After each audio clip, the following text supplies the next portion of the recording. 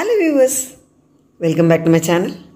இப்போ என்ன பார்க்க போகிறோன்னா பிரேக்ஃபாஸ்ட்டு லஞ்சு விளாக் தான் பார்க்க போகிறோம். பிரேக்ஃபாஸ்ட்டுக்கு புளி உப்புமா, அதுவும் வெங்காயம் சேர்த்து.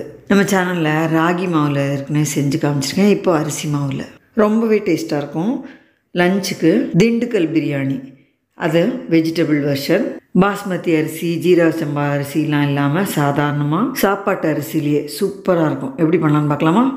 கரமா உப்புமா, வான்லி உப்புமா, பச்சைமா உப்புமா எப்படி வேணால் சொல்லலாம். அதுக்கு 1.5 கப் அரிசி மாவு ஒரு பவுலில் சேர்த்து 1/2 டீஸ்பூன் மஞ்சப்பொடி, 1.5 teaspoon red chilli powder, 1 teaspoon உப்பு, எலுமிச்சங்காய் அளவு புளியை 1.5 டம்ளர் தண்ணியில் கரைச்சி இதில் கொஞ்சம் கொஞ்சமாக விட்டு நல்லா மிக்ஸ் பண்ணிக்கலாம்.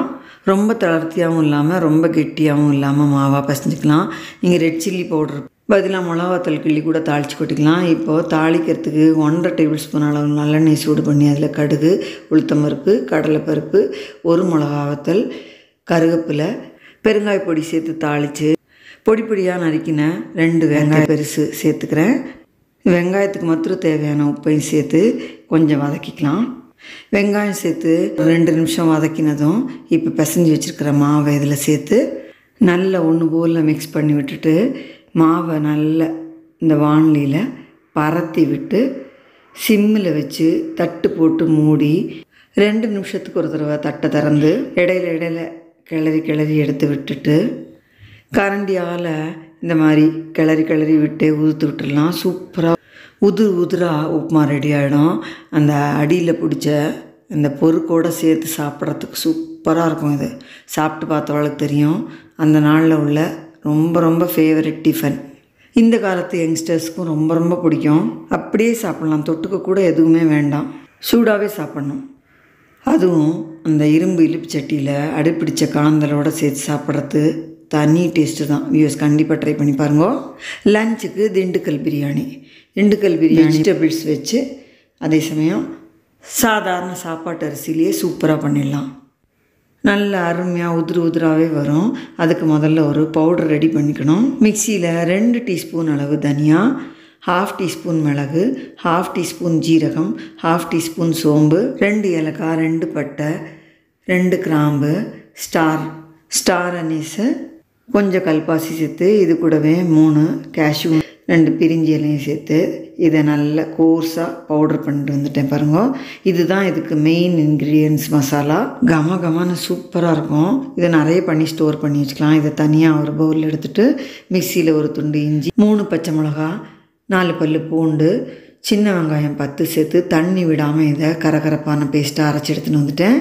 இப்போது குக்கரில் தான் பண்ண போகிறேன். 1 பாட்டாக குக்கரில் 2 டேபிள் ஸ்பூன் தேங்காய் எண்ணெய், 1 டேபிள் ஸ்பூன் நெய் விட்டு இதில் அரைச்சி வச்சுருக்கிற இஞ்சி பூண்டு வெங்காயம் பேஸ்ட்டை சேர்த்து 10 செகண்ட் வறுத்துட்டு இதோட பொடி பண்ணி வச்சுருக்கிற மசாலா பவுடர்லேருந்து 1 டேபிள் ஸ்பூன் அளவு சேர்த்துக்கிறேன். பேலன்ஸை ஏர்டைட் ஜாரில் போட்டு ஸ்டோர் பண்ணி வச்சு அடுத்த தடவை யூஸ் பண்ணிக்கலாம்.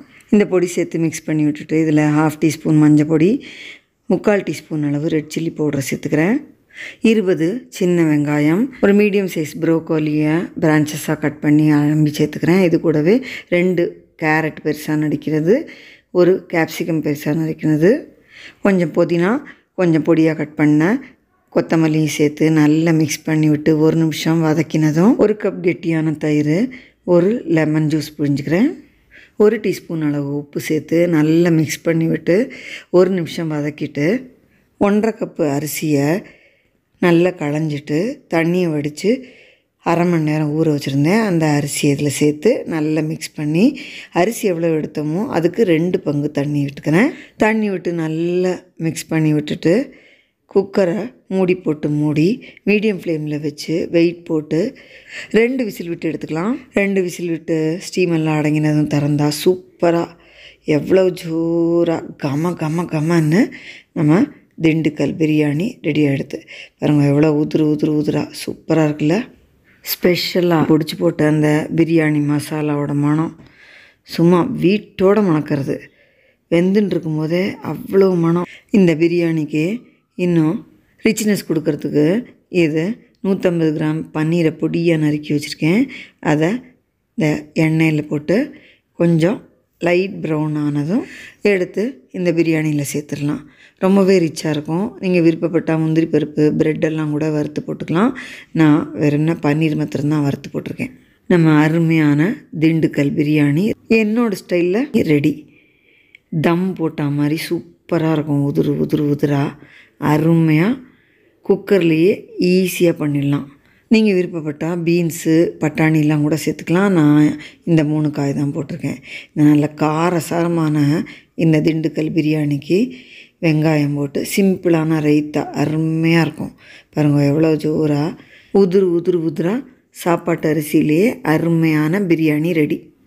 பன்னீர்லாம் போட்டுருக்கிறதுனால பசங்களுக்கெல்லாம் கூட ரொம்பவே பிடிக்கும். லஞ்ச் பாக்ஸ் ரெசிப்பியாகவே நீங்கள் இதை செஞ்சு கொடுக்கலாம். இந்த வீடியோ எல்லாருக்கும் யூஸ்ஃபுல்லாக இருக்கும்னு நினைக்கிறேன். லைக் பண்ணுங்க, ஷேர் பண்ணுங்க, சப்ஸ்கிரைப் பண்ணுங்க. தேங்க்யூ ஃபார் வாட்சிங்.